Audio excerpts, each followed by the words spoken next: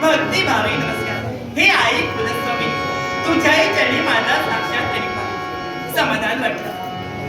परमेश्वरा, तुझी केलेली भक्ती आणि त्याचं श्रेय म्हणून हा सुखाचा संसार लाभला म्हणून हरकत नाही. आई म्हणजे कुशपुरा लहानाची मोठी झाली. तारुण्यात पदार्पण करतात आई म्हणून माझं लग्न केलं. आज एका श्रेष्ठांची पत्नी म्हणून वावरते.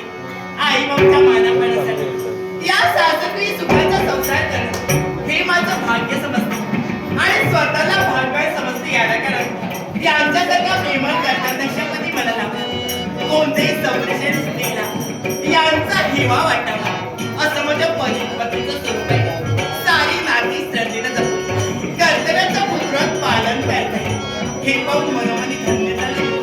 स्त्रीची तीन रूपे मुलगी, पत्नी आणि माता. आई बाबांच्या सहवासात वाढले. त्यांच्या हाती हात येऊन यांच्या संसारात आले. एवढंच कशाला, आमच्या या संसार सुखाच्या वेळीवर एक पुष्पही उमललं आणि तेच म्हणजे माझा लाडका बाळ तिरस्कार. आज विद्या अभ्यासात पारंगत व्हायला हवं म्हणून गुरु आश्रमी त्याला पाठवलं. अर्थात विद्या अभ्यासात पारंगत होऊन 12 वर्षानंतर पूर्ण येईल. पण परमेश्वरा, खरोखर मी समाधानी माझ्या संसारात. कारण कोणत्याही गोष्टीची न्यूनता नाही. एका स्त्रीला हवी असणारी सारी सुख मला प्राप्त झाली. पण बोलते खरे, क्षणाक्षणाला नेत लागले त्यांचे नगर. कधी येतील मंगलमय आशीर्वाद देतील. असंच झालं.